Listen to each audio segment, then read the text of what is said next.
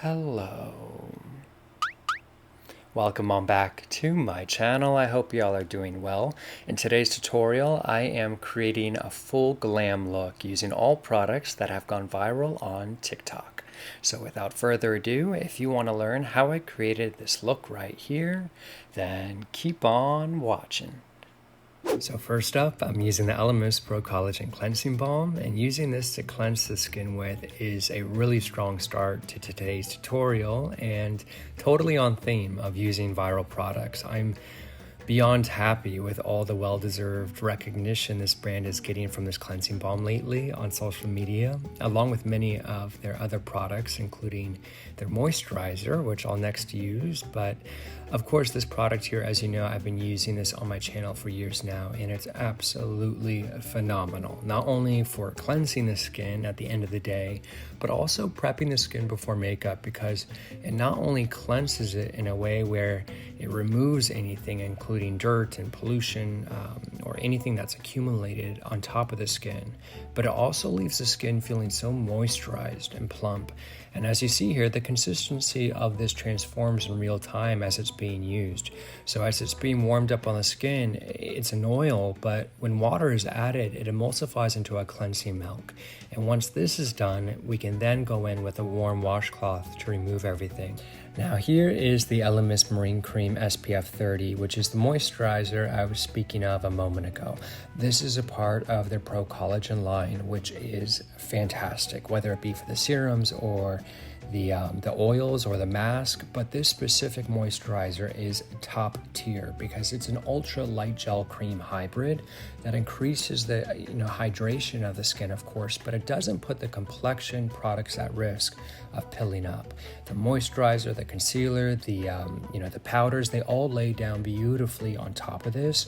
And my favorite quality about this product is the SPF 30. It's rare to find an SPF that doesn't give a white cast to the skin or doesn't feel chalky on the skin, you know what I mean?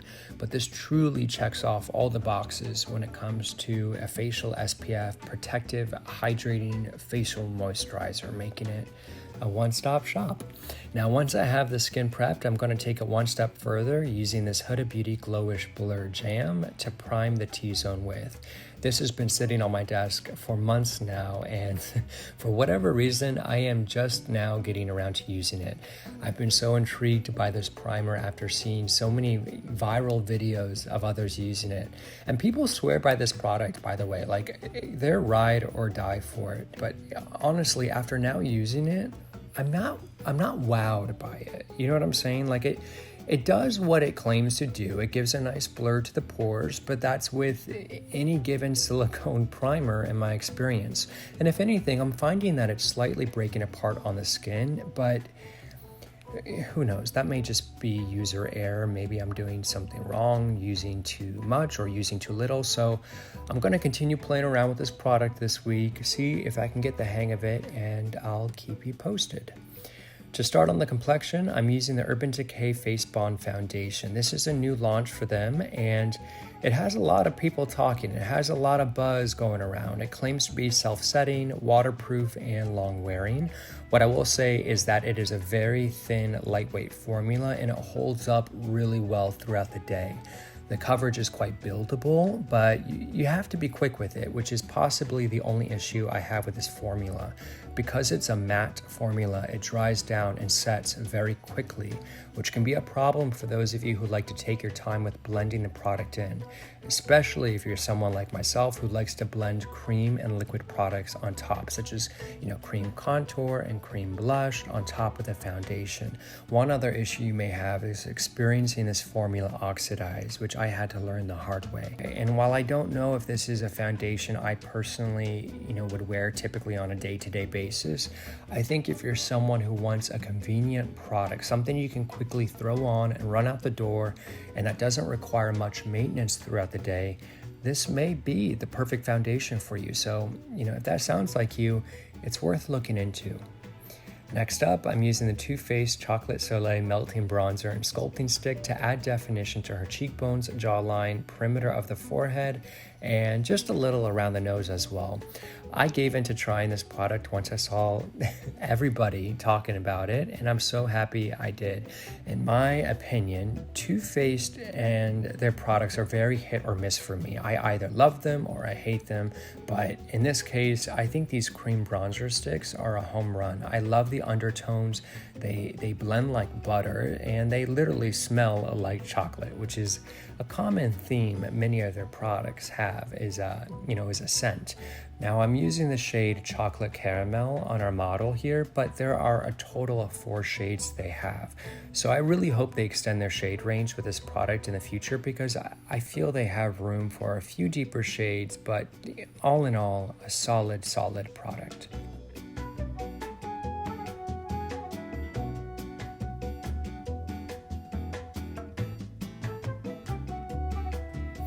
To conceal, I'm using the Natasha Denona Hy-Glam concealer and applying this under her eyes before blending this up and out for a bright and lifted look. So I may or may not have something to do with this concealer going viral. It was sometime last year when I posted a TikTok ranting and raving about the concealer, because it really is that good. I love how full coverage it is. I love how it blends out. I love how it performs throughout the day. I love the shade range. I love everything about it, really, and I have ever since I posted that video. And here's the thing about me, guys, is I'm not going to post a video claiming that something is amazing just for kicks and giggles. I don't overhype. If I say something is good and I think it's worth our money, I stand by it, because it's not often I praise a product, but this stuff right here is fantastic.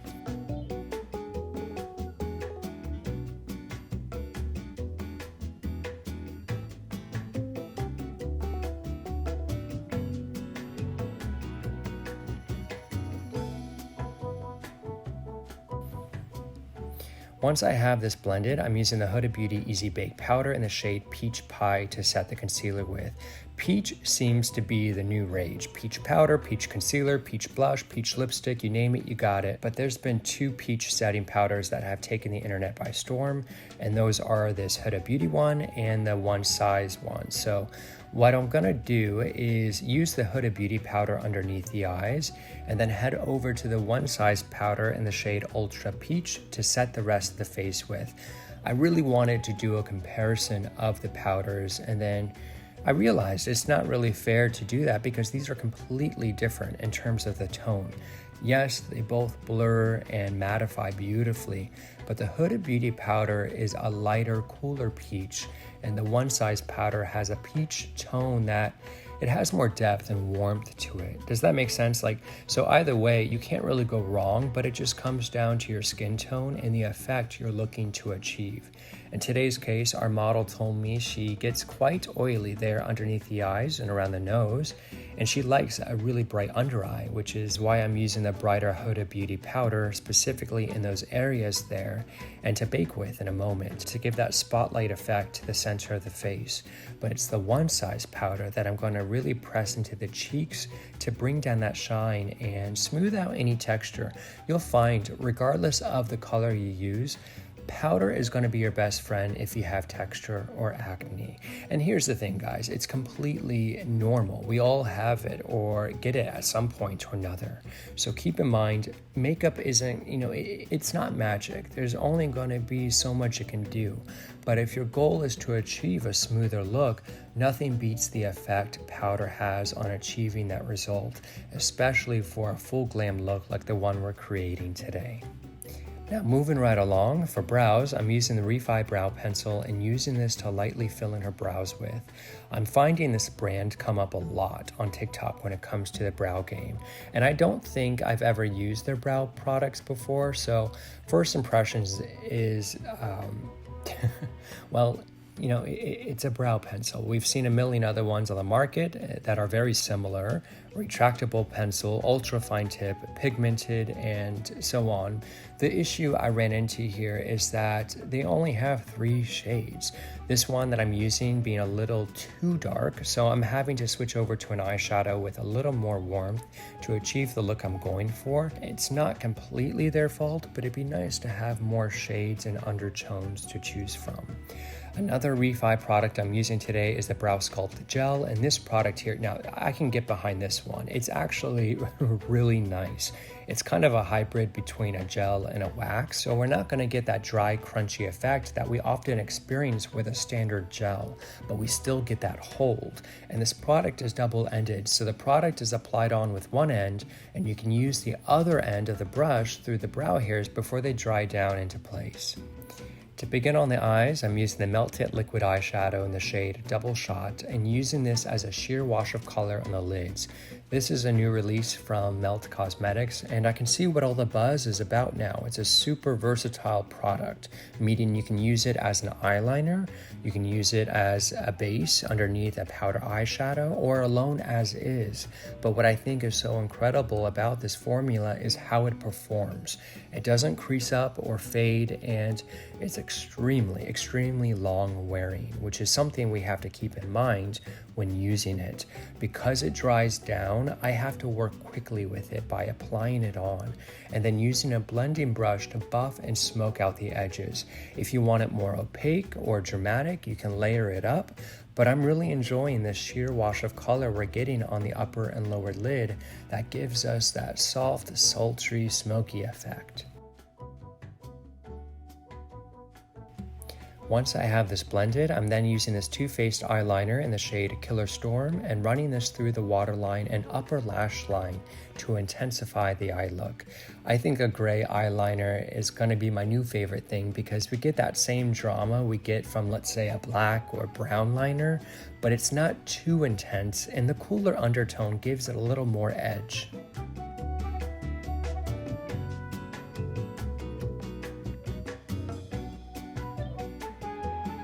To glam this up, I'm using this single eyeshadow from Urban Decay in the shade Lithium and dusting this right on top of the upper and lower lid to give this look a little razzle dazzle. You may remember, but last year the shade Space Cowboy was going super viral, and while I don't think I ever swatched it or tried it, I found this shade in my eyeshadow drawer and I thought it'd be perfect for today's look. I think it's a little different in undertone than Space Cowboy, but it has that same sparkle reflect in the formula that gives this, this glamorous diamond-like effect that looks so incredible, especially for an evening glam. One more eyeliner I'm going to use is this Urban Decay Black Gel Eyeliner, and I'm using this to trace along the upper lash line to give it more depth, especially since we're applying false lashes today. It'll help blend the band a little bit better. But yeah, there's really no eyeliners that I remember seeing go viral, so I couldn't get too creative in choosing that gray eyeliner from Too Faced and this black one from Urban Decay. But if there's anything that you've been seeing online that you think I should try out, let me know because I'd love to, I'd love to test it out. But in the meantime, this black liner will suffice in creating more dimension at the lash line with a hint of a subtle wing. Next up, I'm using this Patrick Ta Cream Powder Blush Duo in the shade She's Vibrant to blush up the cheeks with, and well, yeah, need I really say more about a Patrick Ta blush? I feel like everyone and their mother uses his blushes, and honestly, they're totally worth it. You get the powder formula, you get the cream, you get tones that complement each other, and they're super practical and versatile to have. You can even use the cream formula as a lipstick, and all in all, a phenomenal product with lots of blush shades to choose from.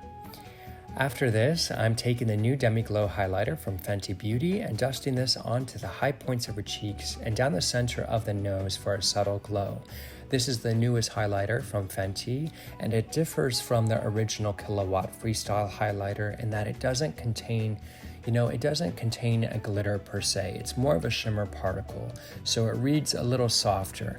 And what I like to do on clients who are experiencing a bit more texture is I apply the highlighter on with an eyeshadow brush so I have more precision, and it allows me to avoid any of the blemishes so we're not accentuating that texture. And you may have noticed I did some lashes and mascara a moment ago off camera. I'll include the lashes I used down below in the description box, but I'll head back to the IT Cosmetics Superhero Mascara to run through her lower lashes because we both love the drama we get from a chunky dark bottom lash. For lips today, I'm starting off with the one and only Makeup Forever pencil in the shade Anywhere Caffeine and using this to trace her lips with. Because this shade has become extremely popular over the last year due to TikTok, I was feeling really optimistic about using this, and I really hoped I could make it work, but unfortunately, it's a little too light of a shade to get the effect I'm looking for. So what I'm gonna do is finish up with this pencil and then head back to the Too Faced cream bronzer we used earlier to trace right over the pencil. This is a quick and easy hack to deepen the tone of your liner, but also while tying the tones of your complexion to create the perfect, harmonious, neutral lip liner shade. To give this a glossy finish, I'm using the Huda Beauty Faux Filler Clear Gloss and popping this right on top. If you have a clear gloss already, I'm more than sure that'll work and it'll give you the same effect. Otherwise, this is a great option if you're looking to get one. Or better yet, I really love the clear gloss from MAC Cosmetics. Both are really good options, but once I have this applied, I'll use the extremely popular One Size Until Dawn setting spray to set and lock this look into place, making this the final step in how I created this full glam look of viral products on our naturally beautiful model.